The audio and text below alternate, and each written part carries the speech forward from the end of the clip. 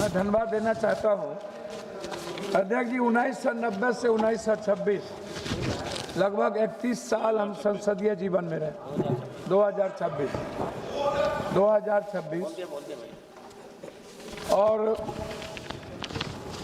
लगातार कई ऐसे स्पीकर के साथ संवाद और संवैधानिक दायित्व और सहमति के साथ ऊंचे आदर्श और नैतिक मूल्यों के साथ सोमनाथ दादा, संगमा जी, बाल योगी जी, जाखड़ साहब, कई ऐसे मीरा जी के, और फिर अभी जो हमारे स्पीकर महोदय हैं, या किसी व्यक्ति विशेष के खिलाफ सहमति और असहमति का सवाल नहीं है। देश के 145 करोड़ लोगों के संघर्ष और उसकी आवाज, जो सबसे दुनिया की सबसे ऊंचे सदन, जहां ना जाने अनंत हजारों सैकड़ों वीर गाथाओं की कुर्बानी और संघर्ष का प्रतीक है। चाहे तिलका मांझी हो, भगवान बिरसा मुंडा हो, सिद्धू कानू हो, लोरिक हो, अल्लाह रुदल हो, बाबा साहब अम्बेडकर हो, चाहे वो संत रविदास हो, कबीर हो, चाहे दुनिया के जितने इतिहास, भगत सिंह, चंद्रशेखर जी, जिनका भी, अब्दुल हमीद, अशफाकुल्ला, जिनकी भी हिस्ट्री को आप ले लीजिए, वह इसी लोकतांत्रिक मूल्यों की रक्षा के लिए इन्होंने कुर्बानी दी।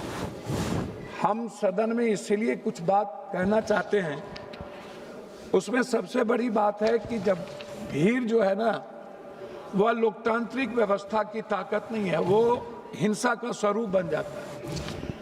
हम अटल जी के साथ भी काम किए और उनके मंत्रिमंडल में भी थे, चंद्रशेखर जी, मुलायम सिंह यादव जी, और जो अभी हमारे एक मित्र कह रहे थे, बीजू दादा के साथ भी हमने संसदीय जीवन का निर्वहन किया।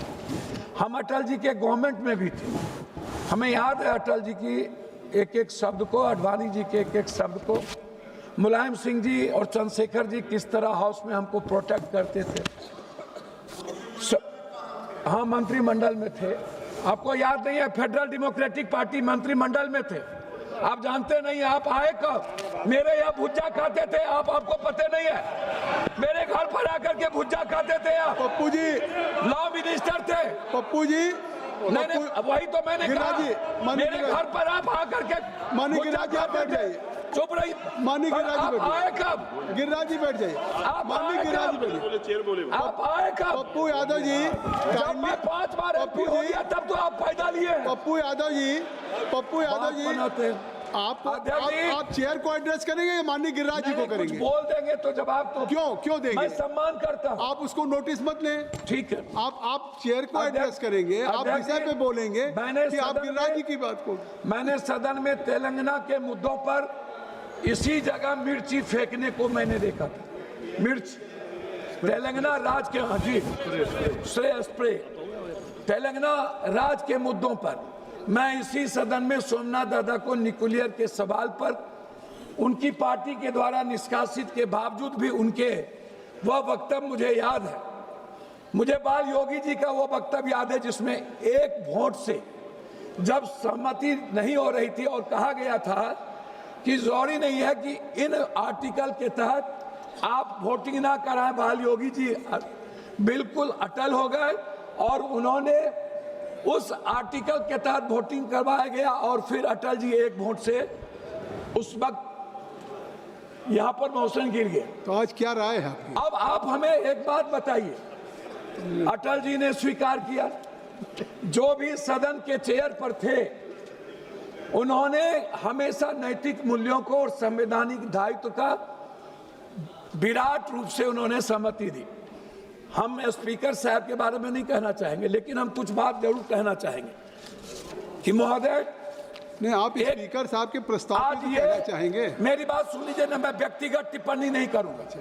लेकिन जब संवैधानिक और लोकतांत्रिक मूल्यों की बात होगी, गणतंत्र की रक्षा नहीं।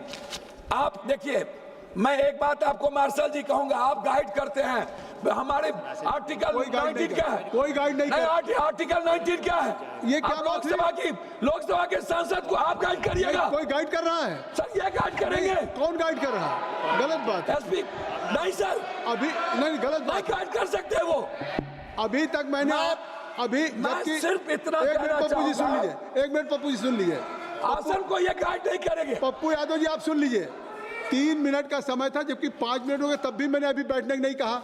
फिर कौन गाइड कर रहा है ये क्यों बात? 3 मिनट अध्यक्ष महोदय? सीनियर सांसद मैं इस तरीके से नहीं ठीक कहा है, जाता। तो मैं अपनी बात- एक मिनट में अपनी बात मैं करूं। अपनी बात खत्म करने के पहले एक आग्रह करूंगा कि महोदय 7 बार संसदीय जीवन में होने के बाद हमारे अनुराग जी कह रहे थे, एक बार इन लोगों को बोलिए पार्टी से अलग इंडिपेंडेंट चुनाव लड़े। आप कहे ये बात छोड़िए। अच्छा लगेगा हमको। आप अनुराग जी की बात छोड़िए। और एक आग्रह है, मैं मानता हूं, इन्होंने चैलेंज करता हूं, और इन्होंने कहा मेरे बेटे के बारे में, मेरा बेटा आईपीएल खेल रहा है, इससे मतलब इनको नहीं है। मैं बता दूं, अब ये किसी के ये कृपा कोई में नहीं, बात नहीं उन्होंने हुई है चर्चा सदन किया में। है। इस प्रस्ताव और उन्होंने एन के दूसरी चर्चा प्रेमचंद्रन किया। जी, एन के प्रेमचंद्रन। अध्यक्ष आप महोदय, अभी से दूसरी आगे। चर्चा उन्होंने मेरे बारे में यह किया। छोड़िए, वो नहीं, मैं लास्ट और करता हूं। अवसर मिलेगा, और अवसर मिलेगा जब ये बात आप कहिएगा। आपको अभी डिमांड फॉर ग्रांट्स पे अवसर मिलेगा। क्रिकेट खेलने की बात यहाँ क्या कर रहे हैं? सर एक मिनट कंक्लूड कर दीजिए, अपनी बात कंक्लूड कर दीजिए। कि आडवाणी जी एक थे, हाँ, conclude। लेकिन जब भी कोई प्रतिनिधित्व करने का मौका था तो अटल जी को सिंगल होने के बाद सदन और सत्ता पक्ष उनको मौका देते थे। यहाँ पर सुषमा स्वराज जी का स्पीच याद है मुझे, कंक्लूड सोनिया करिए, गांधी और सुषमा जी का Conclude रेस्पेक्ट, वो मुझे याद है। तो कंक्लूड करिए। मुझे जसवंत सिंह और जसवंत सिन्हा के साथ काम करने का एन के मौका मिला। प्रेमचंद्रन जी, एन के मैं सिर्फ इतना कहूंगा कि हर सदन के एमपी की गरिमा और हिंदुस्तान के आपकी बात आ गई। 145 धन्यवाद। करोड़ की आवाज एन के प्रेमचंद्रन जी, इस आगे। सदन धन्यवाद। Thank you. Audio Jungle.